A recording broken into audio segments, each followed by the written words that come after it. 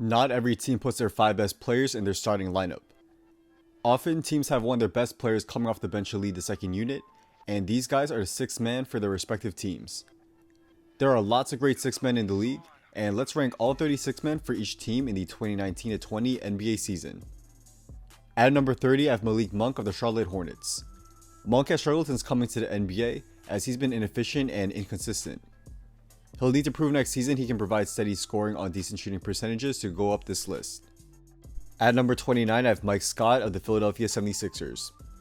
He's a solid stretch 4 to have off the bench, and he's a knockdown shooter that's a nice fit next to the Sixers stars. At number 28, I have Ish Smith of the Washington Wizards.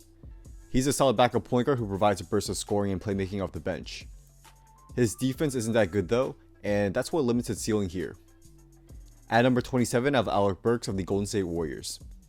He can go up much higher on this list if he can get back to his old form with the Jazz early in his career. He'll need to stay healthy and improve his efficiency, which would be great for his chances in getting a bigger role and contract next season. At number 26, I have Austin Rivers of the Houston Rockets. It seems like Eric Gordon may start at small forward next season, so Rivers would then be the 6th man for Houston. He's a solid combo guard off the bench, and he impressed last season in the playoffs against the Warriors. At number 25, I have Emmanuel Mudiay of the Utah Jazz. Mudiay put up pretty good numbers with the Knicks last season, but they were really just empty.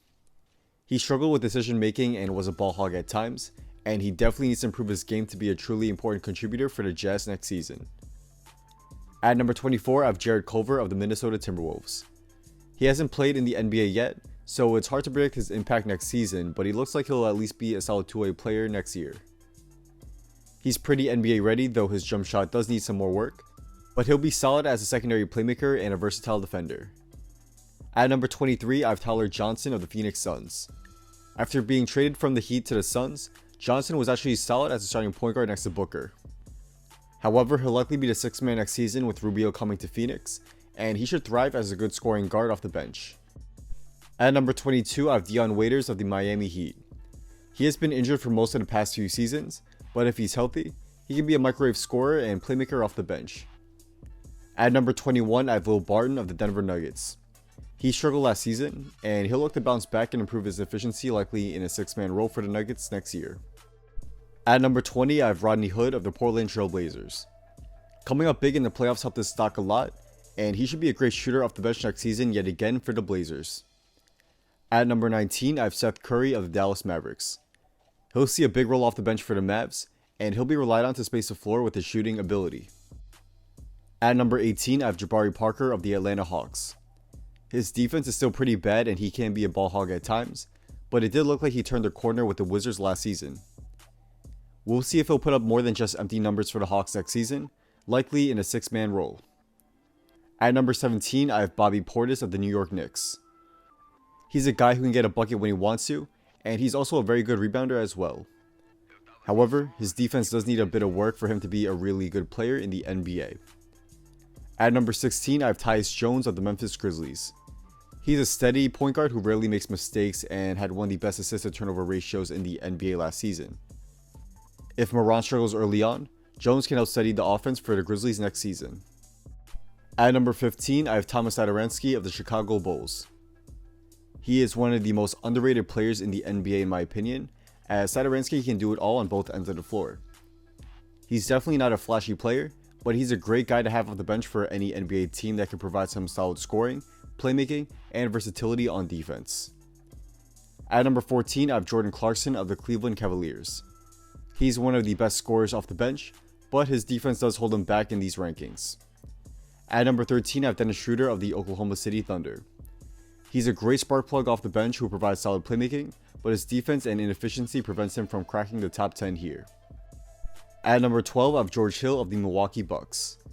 He may not put up some big stats, but he's a great shooter and a solid playmaker off the bench who provides stellar defense at the guard position. He should honestly be starting over Eric Bledsoe in terms of fit and consistency for the Bucks, but that's for a whole other conversation.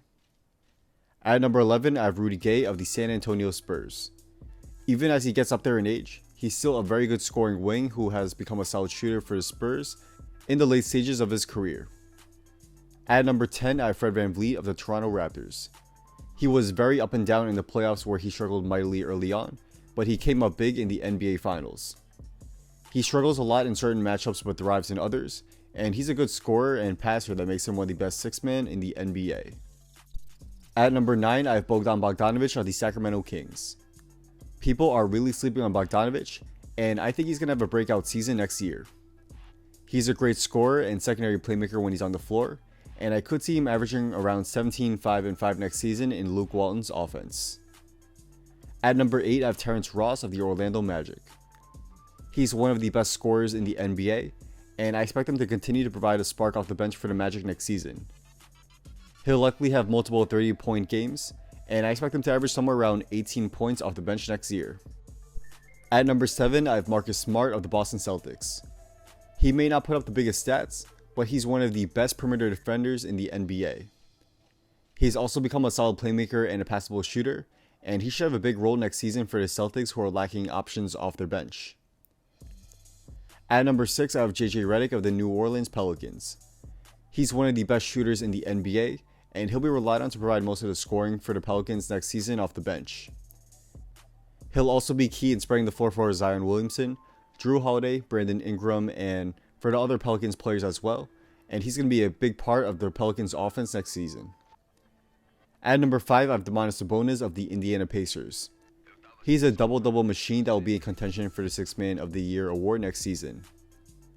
He will likely average somewhere around 15 and 10 next season, and I think he may eventually be traded with the Pacers having Turner already, and Sabonis being a starting caliber player. At number 4, I have Derrick Rose of the Detroit Pistons. He was awesome last season and just was really fun to watch. He's a great scorer and now a solid shooter, and he'll run the show for the Pistons second unit next season. I could actually see him taking the starting spot from Reggie Jackson if he doesn't play well next season, and Rose's newfound 3-point shot will help provide more spacing in the Pistons starting lineup. We'll see what happens, but for now, I have Rose coming off the bench at least to start the season. At number 3, I have Kyle Kuzma of the Los Angeles Lakers. This is if he comes off the bench, and there is definitely a chance he may start.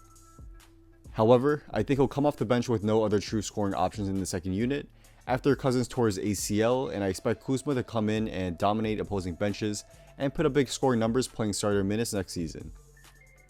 However, if the Lakers struggle with scoring options in their starting lineup early on, it's definitely possible Kuzma will move into the starting lineup, and then someone like Rondo will be the sixth man, which would be a huge drop off from Kyle Kuzma. At number 2, I have Spencer Dinwiddie of the Brooklyn Nets. He's a solid starting level point guard coming off the bench, and he should provide the Nets second unit with quick scoring, playmaking, and defense at either the 1 or the 2. He has no real weaknesses in his game, and he should see some big minutes next season even with Irving and LeVert likely starting over him. He has a real chance to win the Sixth Man of the Year award next season, but it's going to be hard to top the 3-time Sixth Man of the Year award winner. And that man is Lou Williams, who I have at number 1 for the Los Angeles Clippers. The man who had 2 girlfriends at once is likely the best or one of the best sixth man to ever play in the NBA, and he's been destroying opposing benches over the past few years. He was crazy good for the Clippers last season, averaging over 20 points and 5 assists per game, and he should run the show for the Clippers when Kawhi and PG need a breather. However, I think he'll see a decrease in usage next season when he plays next to George and Leonard, so he won't get the same scoring and playmaking opportunities that he got last season. He will still definitely be a big part of the Clippers offense, and I could see him averaging around 18 points and 5 assists next season on improved efficiency, with less defensive attention focused on him. But, looking over the list, I think the top 5 Sixth Man of the Year award candidates are Lou Williams, Spencer Dinwiddie, Kyle Kuzma, Derrick Rose, and Domantas Sabonis. I think that Spencer Dinwiddie will end up winning the Sixth Man of the Year award with Lou Williams seeing a decrease in usage and numbers, but we'll see what happens, and there's definitely a ton of talent with the Sixth Man in the NBA for next season. So that's a wrap. Thank you all for watching. If you guys did enjoy this video and want to see more daily NBA content just like this, be sure to drop a like and subscribe, and also be sure to turn on post notifications so you can stay updated on when this video will be coming out. Also, follow me on Instagram and hit me up if you want to talk about basketball, business, or have any video ideas you want me to do.